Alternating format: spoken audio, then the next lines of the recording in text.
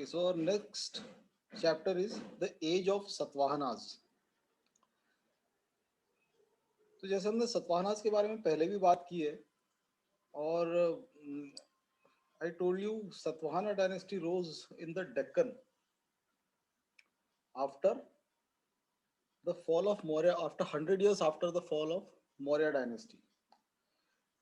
ठीक है. तो अब ये जो सतवाहनास थे देवर आइडेंट पुराणों में एक आंध्रा करके एक ट्राइब के बारे में मेंशन है. तो सतवाहनास काफी प्रोबेबिलिटी है कि ऐसा अनुमान भी है कि ये सतवाहनास वही आंध्राज है जो आदिवासी मूल के हैं यानी ट्राइबल ओरिजिन्स के हैं. बट नेवरदलेस सतवाहनास ने अपने आप को कभी ट्राइबल नहीं बताया. उन्होंने अपने आप को ब्राह्मण क्लेम किया.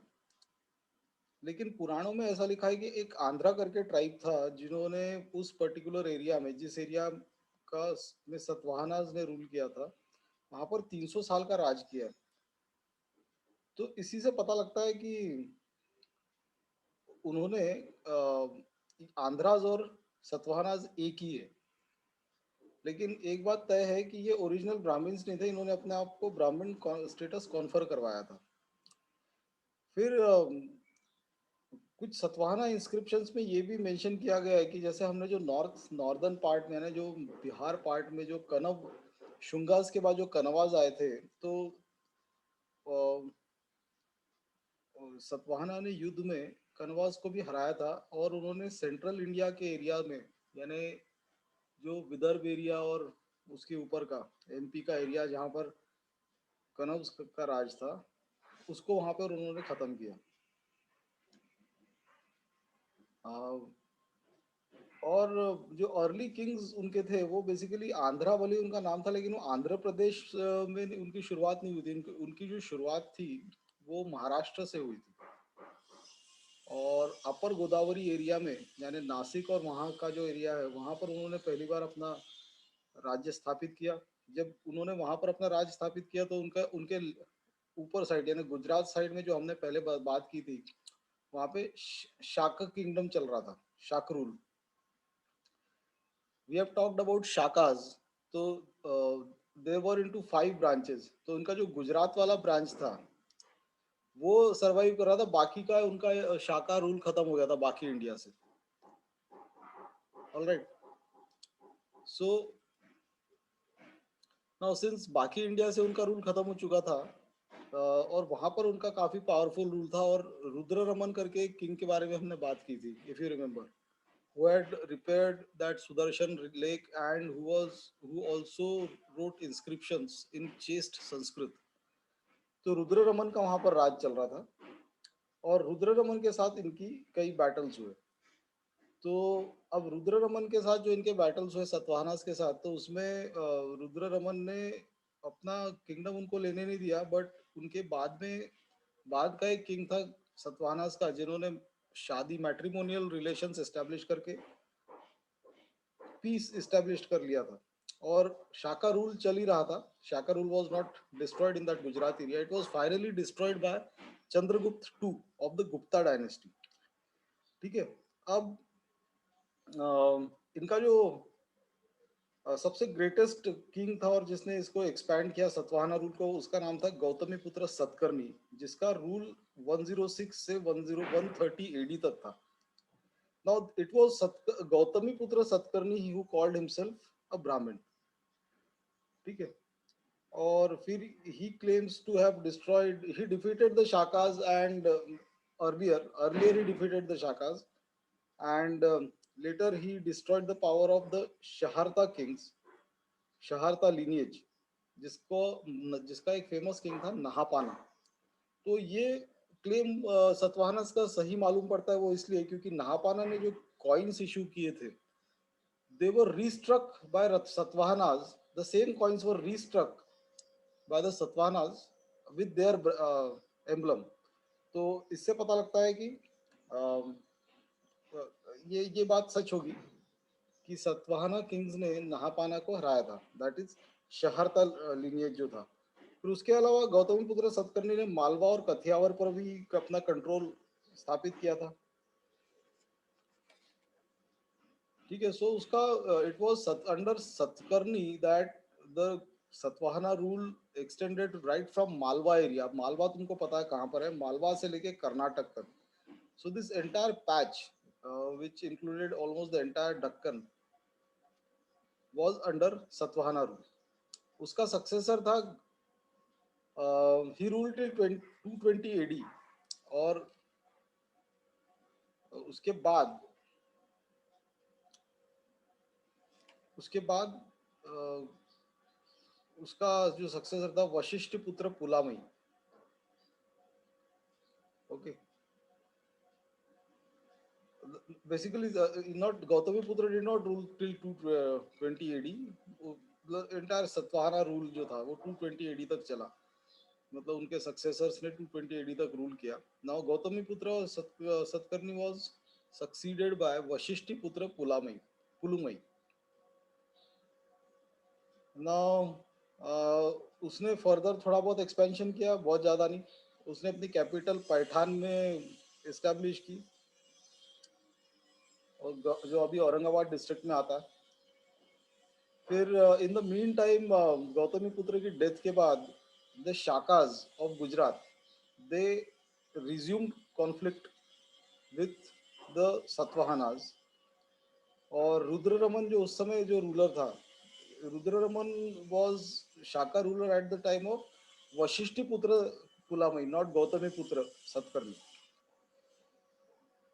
तो उसने उनको हराया, सतवाहनाज को हराया। और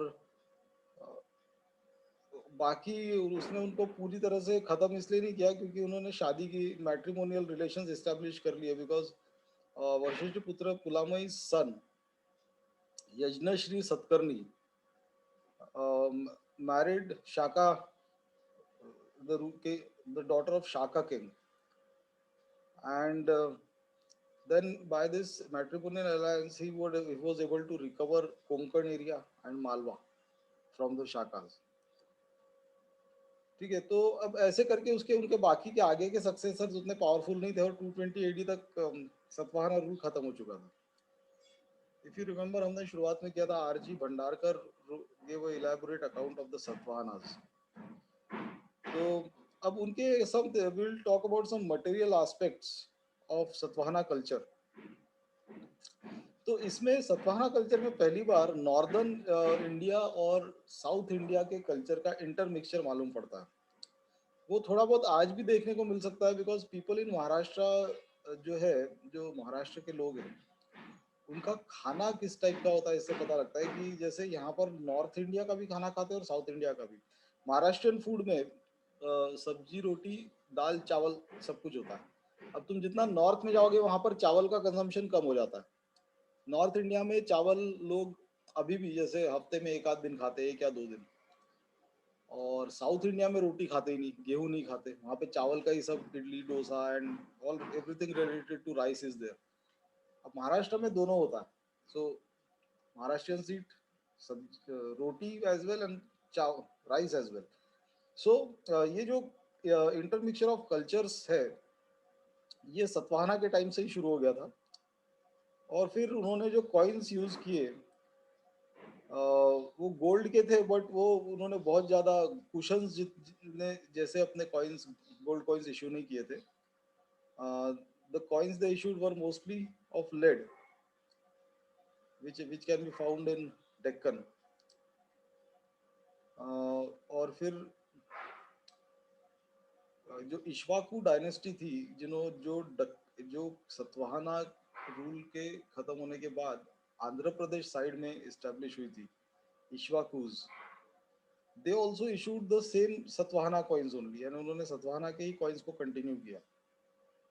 ठीक है, अब सतवाहना रूल के टाइम पे it is assume that people of Deccan new the art of paddy transplantation. Paddy का मतलब चावल, राइस।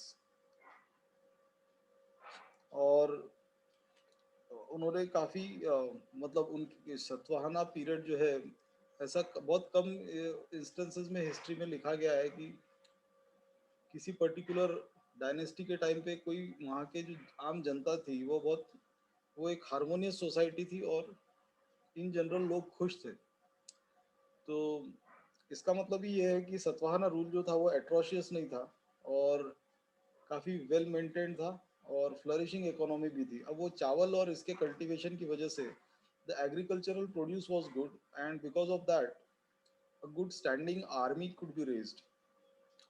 तो ये जो रोमन हिस्टोरियन है प्लिनी, उसने लिखा है कि आंध्रा किंगडम में, now he also use the word Andhra, तो उसने भी बोला है कि आंध्रा किंगडम में 1 लाख की इन्फेंट्री थी, इन्फेंट्री एंड फुट सोल्जर्स, फिर 2000 cavalry and 1000 elephants were there. So this also is a good, this also would represent a strong army given the fact that they ruled over a small portion. They did not rule over the entire country like the Nandas or Mauryas did. So उन्होंने उनका Deccan area में जो rule था उसके हिसाब से इतनी army काफी स्ट्रॉन्ग आर्मी कहलाएगी। ओके, उसके अलावा फिर उनकी जो सोशल ऑर्गेनाइजेशन थी, now originally Satavahanas were basically a tribe from Deccan, but Gautamiputra Satkarni claimed that Satavahanas are originally Brahmins. Actually, Gautamiputra Satkarni was not the founder of Satavahana dynasty. वो उनकी line का तीसरा चौथा generation था, तीसरा वगैरह था। But since he claim to himself to be a Brahmin, तो उसने फिर फोर फोल्ड वर्ण सिस्टम को फिर से इस्टेब्लिश किया। एंड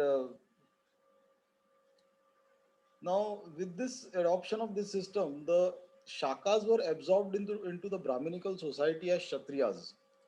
अब शाकाज भी कोई ओरिजिनल क्षत्रियास तो थे नहीं, तो शाकाज को भी उन्होंने क्षत्रियों के इसमें इनकॉर्पोरेट कर लिया because of that intermarriage between the Shakas and the Satvanas, जिसके बारे में मैंने अभी बताया। वशिष्ठ पुत्र यज्ञश्री सतकर्णी जो वशिष्ठ पुत्र पुलामयी का बेटा था, उसने शाका प्रिंसेस के साथ शादी की थी। Now Satvanas used it was Satvanas who actually started for the first time the practice of land grants to the Brahmins. और ये जो प्रैक्टिस ऑफ लैंड ग्रांट्स है ये बाद में धीरे धीरे इतनी बढ़ती गई कि ये एक सबसे बड़ा रीजन बन गया इंडिया के डिसइंटीग्रेशन का। और यहाँ पे इसके हेंस फोर्थ कभी भी एक छत्र राज किसी का नहीं आ पाया, वो फिर सीधा इस्लामिक इन्वेडर्स ने उसको स्थापित किया। तो ये लैंड ग्रांट्स की वजह से छोटे छोटे टुकड़ों में जब किंगडम बंटने लगा, तो उसकी वजह से सेंट्रल अथॉरिटी वीक होने लगी। तो इसके बाद से भले ही बाद में भी जैसे गुप्ता एम्पायर भी बड़ा एम्पायर था, लेकिन the practice of land grants was followed by Guptas also and it was followed by Harshavardhana also. तो तो इसकी जो शुरुआत थी, they it was they who started this land grants and but at the same time they इन्होंने भले ही ब्राह्मण्स को लैंड ग्रांट्स देना शुरू किया, इन्होंने बुद्धिस्ट मॉन्क्स को भी लैंड ग्रांट्स दिया। तो इससे ये दिखता है कि सतवाहना किंग्स जो थे वो भले ही अपने आप को ब्राह्मणिकल ओरिजिन के क्लेम करते थे, जो कि वो थे नहीं, but and they wanted to reestablish the fourfold varna system, but they did not, but otherwise they were secular in nature, क्योंकि वो बुद्धिस्ट मॉन्क्स को भी उतना ही फेवर करते थे जितना ब्राह्मण मॉन्क्स को। Only thing is they themselves claim that they were Brahmins. तो उसकी वजह से जो धर्मशास्त्रों के हिसाब से जो रूल चालू हुआ और ये सब चीजें जो थी, उसकी वजह से हिंदुइज्म रिवाइव होना शुरू हुआ इस एरिया में। अब जो ऑर्थोडॉक्स ब्राह्मण थे नॉर्थ इंडिया के, दे डिड वो शुरुआत में सतवाहनास को मिक्स्ड कास्ट के समझते थे, वो उनको कभी ब्राह्मण मानते नहीं थे। लेकिन लेकिन जिसके पास पावर होती है हमेशा उसकी चलती। तो अब जब ये अपने एरिया में बोल रहे कि हम है तो वो है। Okay, so in the Satvana rule also, the artisans, merchants have made generous donations to Buddhist cause. Buddhism खत्म नहीं हुआ था अभी, लेकिन हिंदुइज्म रिवाइव होना शुरू हो गया था। ओके, अब जैसे ये उसमें आर्टिस्ट एक गंधी कास्ट करके एक कास्ट है, यानी who are known as the perfumers. They are repeatedly mentioned in Satvana texts as donors. To Buddhist monks. तो ये बेसिकली जो गांधी सरनेम है वो गंधी का से आया है। वो गांधी का जो ट्रेडिशनल बिजनेस रहा है वो परफ्यूम मेकिंग का रहा है। अब उनका एक इम्पोर्टेंट दूसरा सतवाहना, उसका एक इम्पोर्टेंट डिटेल जो उनकी सतवाहना के बारे में है वो है उनका फैमिली स्ट्रक्चर। तो father enjoyed a greater importance than mother in northern prince Indian princes, but in Satvanas वो मदर यानी विमेन का एक इम्पोर्टेंट स्टेटस रहा होगा। वो इससे पता लगता है कि वहाँ के किंग्स ने मदर के नाम पे वो रखा। जैसे वशिष्ठी पुत्र, यानी मदर का नाम वशिष्ठी होगा, देन गौतमी पुत्र, ओके, यज्ञश्री। तो ऐसे ये जो नामों से समझ में आता है कि मेट्रीनियल लीनियल सोशल स्ट्रक्चर हो सकता है वहाँ, लेकिन but at the same time the inheritance was for the male child, so you can't say that it was a total matrilineal society। लेकिन वो पूरी तरह से पुरुष प्रधान भी नहीं थी, क्योंकि वहां पे मदर्स के नाम पे सरनेम इनहेरिट होता था, सरनेम या नाम जो भी है आता था। फिर उनका पैटर्न ऑफ एडमिनिस्ट्रेशन जो था, अब सतवाना किंग्स जो थे इसमें उन्होंने अपने आप को ऐसी क्वालिटीज, मिथिकल हीरोज जो क्वालिटीज थी, राम, भीम, केशव, अर्जुन जैसे, इनके ये क्वालिटीज अपने आप में एट्रीब्यूट कर दी थी। देन उनके कुछ ऑफिशियल्स उनके थे अमात्यास और महामात्रास। ये सिमिलर उन्होंने उसका पैटर्न जो एडमिनिस्ट्रेटिव सिस्टम अशोक के टाइम पे था वो एडमिनिस्ट्रेशन का पैटर्न इन्होंने अडॉप्ट किया था। एंड सेनापति was a quite powerful person. He was also many times senapatis were also appointed as governors of some provinces। फिर रूरल एरियाज का जो ये था वो गौलमिका करके, जो उनके जो हेड्स थे उनको गौलमिका बोलते थे।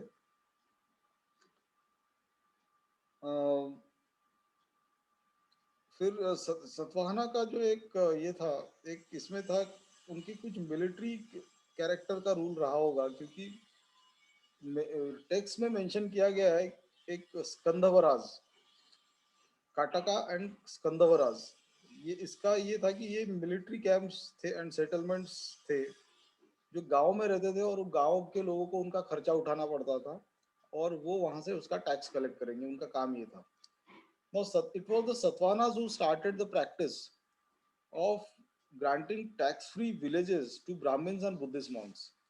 तो कई सारे विलेज, अब ये इसकी वजह से ही मेन प्रॉब्लम खड़ी हुई है, जो टैक्स फ्री लैंड ग्रांट्स देना शुरू किया था initially Brahmins and then Buddhist monks, और फिर धीरे धीरे बुद्धिस्ट मॉन्क्स जैसे बुद्धिज्म खत्म होने को आ गया, so they were exclusively given to the Brahmans. और उसमें वो टैक्स फ्री होने की वजह से पहली बात तो वहां से कोई टैक्स नहीं आता था, और दूसरा वहां पर वो धीरे धीरे वो रीजनल सत्रप्स बनते थे, वो उससे सेंट्रल अथॉरिटी वीक हो जाती थी। Okay, so they were nothing but they were small independent islands within the Satvana kingdom. Okay, then Satvana kingdom had 3 grades of feudatories, जैसे राजा फर्स्ट ग्रेड था, second grade was Mahabhoja and third was Senapati. फिर religion की जहां तक बात आती है तो दे स्टार्टेड वैदिक sacrifices and they started the अश्वमेध यज्ञ, अश्वमेध वजपेय यज्ञ, और ये सारे जो ब्राह्मणिकल रिचुअल्स थे उन्होंने शुरू किए। नाउ लेकिन हैविंग डन दिस, दे दो दे स्टार्टेड वैदिक sacrifices, but they also promoted Buddhism and gave generous donations to Buddhist monks।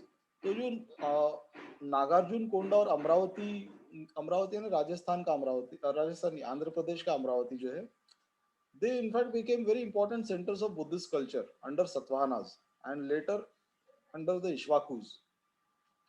तो कई सारे जो फेमस चैत्यास और कई सारे बड़े बड़े आर्किटेक्चर, कई बिल्डिंग्स और जो विहार्स, बुद्धिस्ट विहार्स वगैरह बने वो सतवाहनास के ही टाइम पे बने। तो इसका मतलब ये है कि सतवाहना जो रूलर्स थे वो सेक्युलर थे, भले ही वो अपने आप को ब्राह्मण क्लेम करते हो। देन आर्किटेक्चर में उनके Satavahana phase saw many चैत्यास which were the sacred shrines of the of Buddha of Buddhists. ठीक है, फिर बिहार और उसके जो कॉलम्स का कंस्ट्रक्शन, ठीक है, कार्ले में एक अच्छा फेमस ये है. Then Nasik there are 3 vihars. The most famous ये जो है रॉक कट आर्किटेक्चर के फेमस एग्जांपल्स जो देखने को मिलते हैं सतवाहना रूल के, वो अमरावती और नागार्जुन कोंडा में देखने को मिलते हैं. और उन्होंने कई उनके टाइम पे कई स्तूप भी उन्होंने निर्माण किया. अमरावती का स्तूप जो है फेमस है. और उनकी लैंग्वेज जो थी वो प्राकृत लैंग्वेज थी, उन्होंने जो यूज की, और ब्राह्मी स्क्रिप्ट. तो इंडिया में पहले एक ही स्क्रिप्ट हुआ करती थी and that was Brahmi script, यानी लिपि. तो एक ही लिपि थी, ब्राह्मी स्क्रिप्ट और प्राकृत लैंग्वेज कॉमन लोगों की. पूरे इंडिया में एक ही लैंग्वेज थी, जैसे पूरे रशिया में एक ही लैंग्वेज है रशियन. तो पूरे इंडिया में एक ही लैंग्वेज थी, दैट इज प्राकृत लैंग्वेज. बाद में ढेर सारी लैंग्वेजेस इवॉल्व हुई. तो ये जो प्राकृत लैंग्वेज थी ये मासेस की लैंग्वेज थी, और क्लासेस की लैंग्वेज जो थी वो संस्कृत थी. तो Sanskrit, but by and large it later on got confined to the priestly class and it was only used for chanting of mantras. और प्रीस्टली क्लास में भी ऐसा भी नहीं कि ऑल ब्राह्मण्स स्पोक संस्कृत. उसमें भी जो पंडित, now see all Brahmans are not priest. तो उसमें जो प्रीस्ट जो एक्चुअली पूजा पाठ का काम करते थे वो संस्कृत, उनके तक संस्कृत रहेगी, वरना आम नॉर्मल ब्राह्मणों में भी संस्कृत का यूज होता नहीं था. Okay, so this was about the age of Satavahanas. Now we will do it on PPT.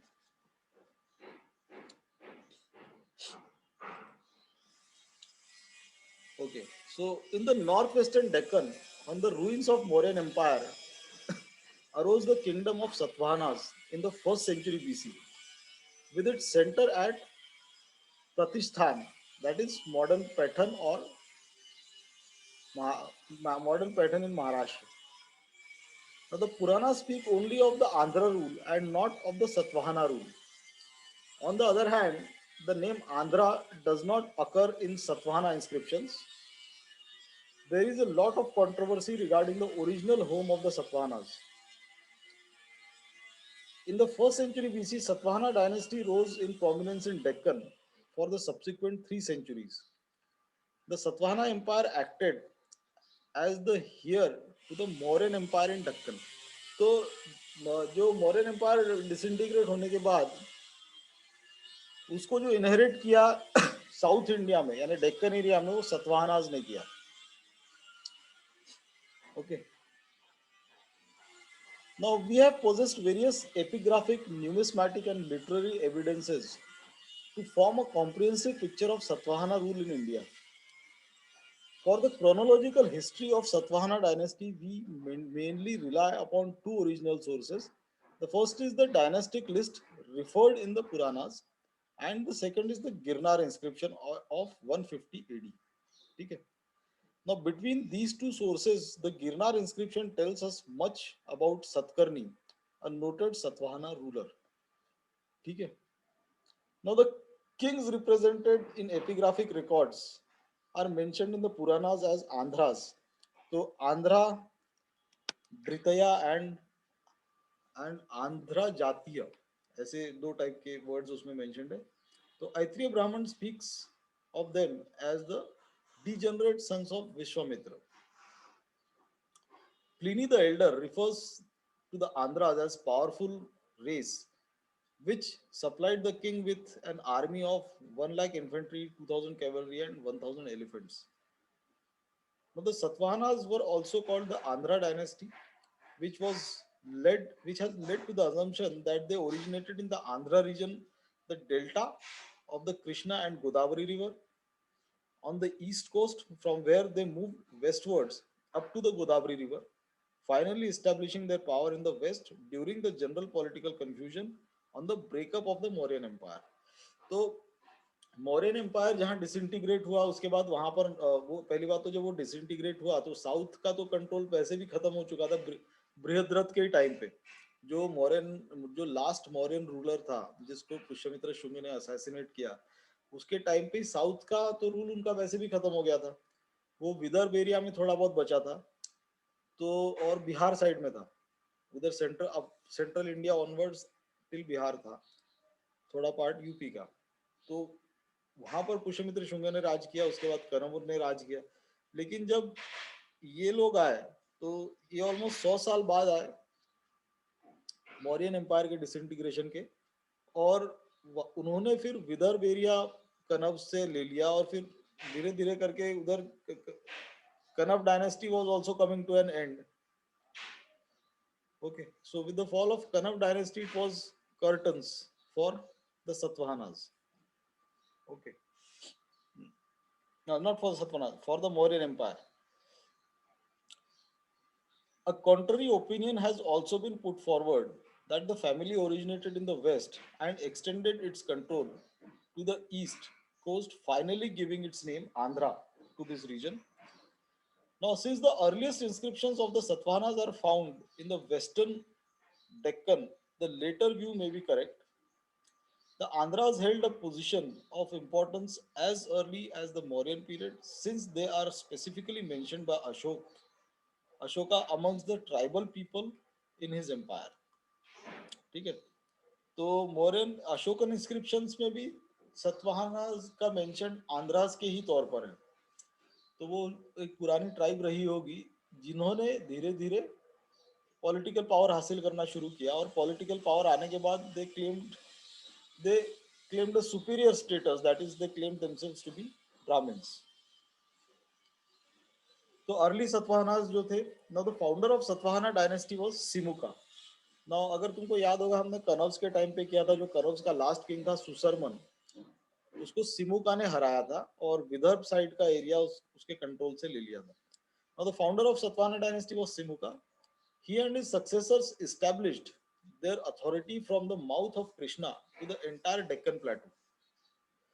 Now, according to the Puranas, the Satvahana king killed the last Kanav ruler of Magad and presumably took possession of his kingdom.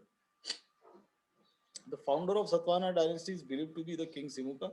He overthrew the Kanav king Susarman and destroyed the Shungas, who had destroyed the Shungas. This is what the Puranas told us. Now, Simuka conquered the region around Vidisha, and his brother Krishna extended his kingdom in Nashik region. Okay.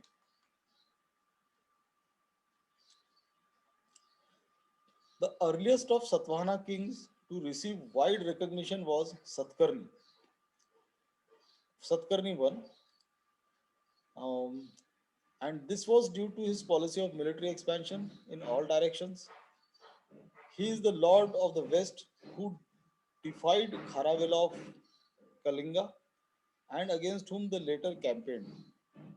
Now his conquests took him north of the Narmada into eastern Malwa, which at the time was being threatened by the Shakas and the Greeks. Okay. Now Satkarni I gained control of the region of Sanchi, and an inscription there refers to him as Rajan Shri Satkarni. तो ये जो थे सतकर्णी पहले के, ये इन लोगों ने भी अपना पराक्रम दिखाया था, लेकिन जो कुछ इस सतवाना रूल राइज हुआ या एक्सपेंड हुआ, वो हुआ under the reign of Gautami Putra Satkarni. Now his next move was in the southerly direction, and on conquering the Godavari valley, he felt entitled to call himself Lord of Southern regions.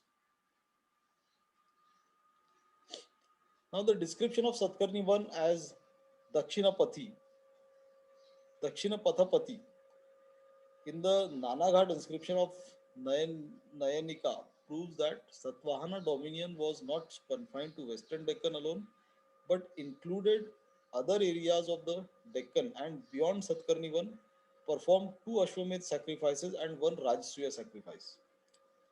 ठीक है, फिर जो letter Satavahanas थे, तो after the reign of Satkarni I, the Satvahanas were driven out of the Western Deccan by the Shakas of the Shaharata clan.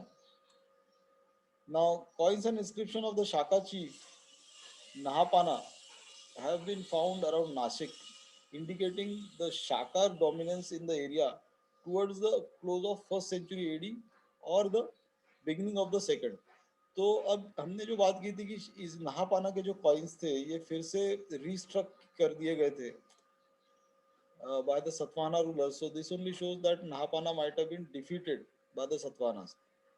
But it must have been soon after this that the Satvahanas regained their western positions, for the coins of Nahapana were often found overstruck by the name Gautamiputra Satkarni, the king who was responsible for re-establishing Satvahana power in this region by driving out the Shakas.